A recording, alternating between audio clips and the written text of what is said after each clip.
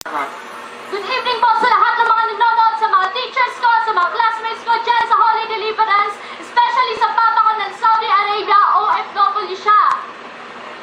Talaga? Yes.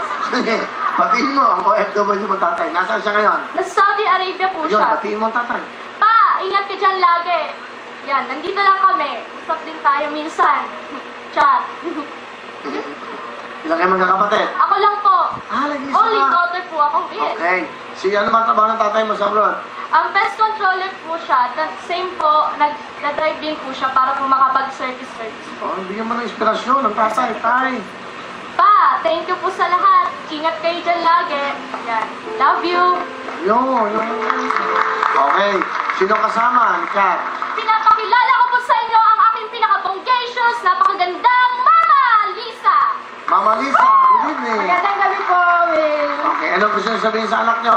Masasabi ko lang po, mag-aral na mabuti at para makatapos po, importante po mag-aral. Thank you po.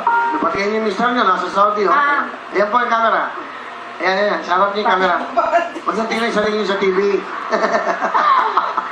Ayan. Papa, kumusta ka na dyan? Mag-ingat ka lagi. Dito lang kami, okay lang po kami. Nakabahan. I love you, be asawa niyo. I love you. Ingat ka lagi. Yun. Ano gusto mo sabihin sa mama mo? Ma, thank you sa lahat. Yan. Ingat tayo lagi. Love you. Thank you. I love you. Alright, sige. Anong talent? Kat. Kakanta ko! Ito po ang magandang sikat, sabi niya.